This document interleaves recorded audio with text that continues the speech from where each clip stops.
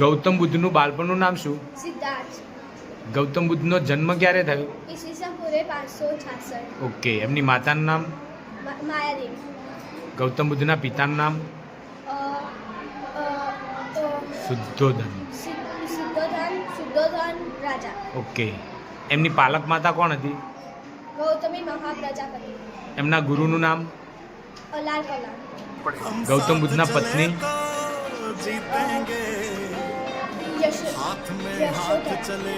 ગૌતમ બુદ્ધના પુત્રનું નામ?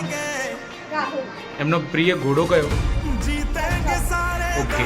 એમને 5 બ્રાહ્મણ મિત્રોને સૌ પ્રથમવાર ઉપદેશ આપ્યો એને શું કહેવાય? ઓકે. એમને જે 4 સત્યો આપ્યા, 4 સત્ય કયા?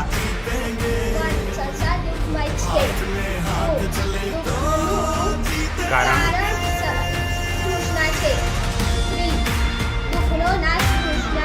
जब जान गए कि बचना मुश्किल है तो ऐसे ही जान दे दे बिना लड़े। સરસ.